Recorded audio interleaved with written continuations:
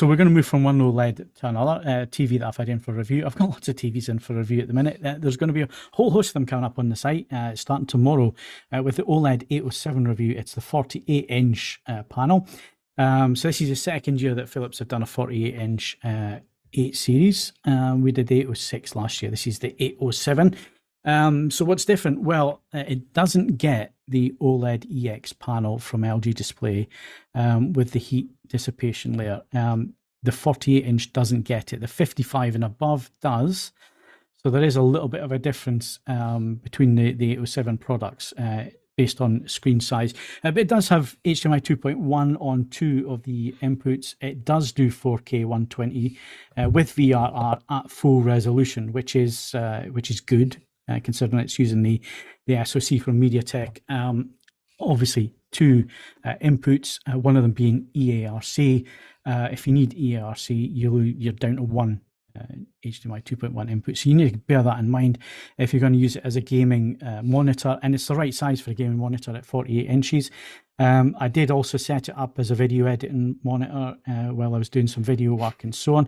You need to make sure you've got a bit of distance between you 48, and you don't want to sit too close. It's very easy to see panel structure, pixel structure if you sit too close. But I still thought it was a little bit too big to use as a desktop in terms of PC use or with a Mac or video editing and so on. Maybe as a display off to the side in terms of checking what's going on in your timeline, that might work. But I just found it a bit too big, which I'm surprised at because I always thought, the bigger the screen, the better. But it doesn't quite work at 48. The 42-inch from LG, it worked a little bit better. So the big selling point for Philips is their 4-sided Ambilight. Ambilight is a fantastic bit of technology. It's patented to Philips. You won't find it on any other TV, legally anyway. And obviously it's been changed this year in terms of how it processes. So there's now individual LEDs on the back of the screen.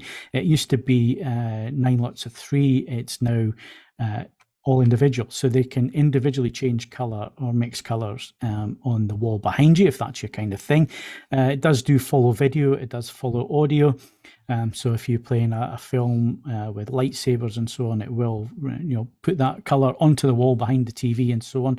It can become very distracting very quickly, or you might absolutely love it. It's one of these things that you either love or hate. If you're a bit of an image purist, don't worry. It can be set up as a bias light, which again is another fantastic feature that is a Philips USP. You can also calibrate it. So there are RGB adjustments that can be made just for the light. So technically you take a measurement of your wall behind the TV, set that as an offset, and then calibrate the light to get it perfectly on D65, and then just set the brightness of that so it stops eye strain and so on. And I think this is where, certainly for myself and Jules, that's what we would use it for. If you're critically watching movies and so on, you want it to stop eye strain, but you don't want it too bright that you're going to lose your shadow detail and so on. So it does take a little bit of adjustment to get it right. But that's us. We're purists. We like to see things as it's intended to be seen, or creator's intent. There'll be lots of you out there that just want it to follow the video and give you that effect. And it is immersive, and especially for gaming, Ian, playing games on it, and whatever color is it, whatever side of the screen reflected on the wall behind it, it does add a little bit of immersion. So I totally get that. I totally understand it. And I have sat and watched some TV with it following video, and I can see the appeal in it. It's not for me, but then your mileage is, it could vary as well.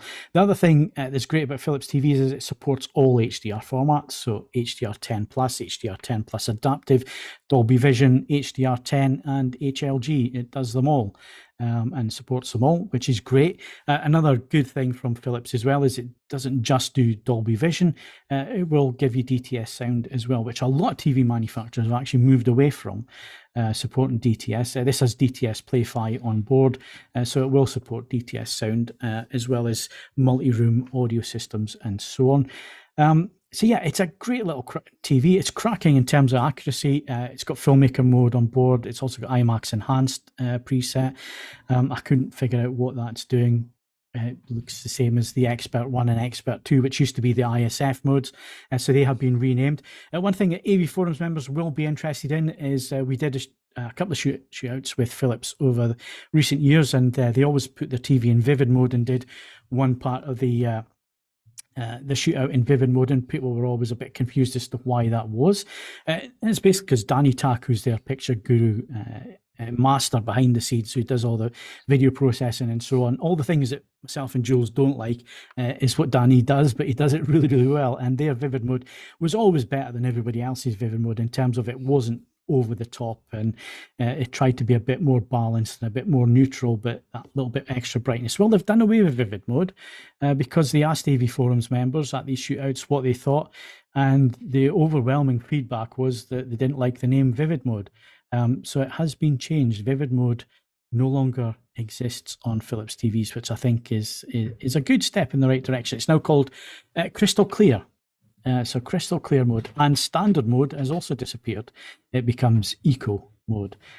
So it's nice to see Philips are listening. They're still doing their own thing, which is not necessarily what enthusiasts are looking for, or image purists are looking for, but it's great to see them listening to the market, listening to AVForums members, and changing things around where they think it's going to make a bit of difference. So like I say, it's accurate out of the box in filmmaker mode to D65 white. Grayscale tracks incredibly well out of the box.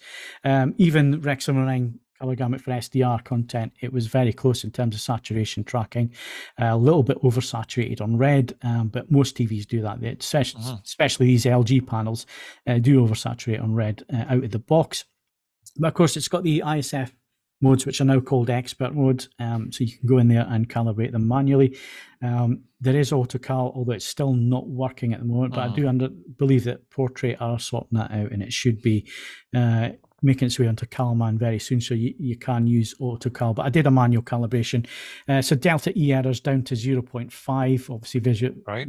The threshold is 3, so that's well under. Gamma tracked nicely to BT 1886, so Gamma was excellent. And then color, Rec 709 color, very, very good. Just needed a few tweaks, mainly fixing the white point a little bit, and then just bringing the saturation a little bit on red, and it very accurate. Obviously, you don't have the color volume that you would have with a QD OLED. But again, there's only certain content that you're really going to notice the differences there, and probably in a side-by-side to see the absolute differences in that. So as a WRGB OLED, it is incredibly good. Right, so the main thing, and I'm going to wrap this up quickly because the review's going out tomorrow, so if you want to see the review and take it all in, you can do that. But HDR results, it's always the thing that people gravitate to first these days. So like I say, the 55-inch and larger do have the OLED EX panels with the heat dissipation layer. This one doesn't. As a result, peak brightness on a 10% industry standard window is 547 nits, and 119 nits at 100%, which is where you would expect it to be with this panel type. Didn't see any surprises there. Obviously with the smaller window sizes, so 5%, 2%, which is more in line with what you would see on screen with small areas.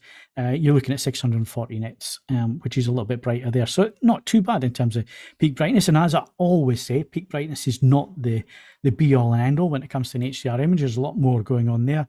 And in terms of wide color gamut, it does DCI-P3 incredibly well as well. Saturation wise, it tracked the points correctly where they should be. Tiny little variances in hue and so on, but more or less where it should be.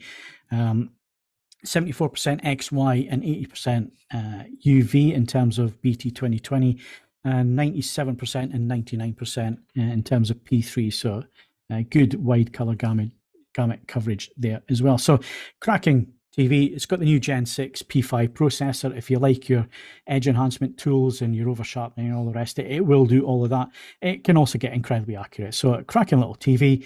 I've scored it at an 8 out of 10, mainly because it misses out on the OLED EX. But if you're looking at that kind of panel size, it's ideal for gaming, PC monitor, or in a smaller living room, or you just don't want a big screen. You want something that's a little bit more reasonable size-wise.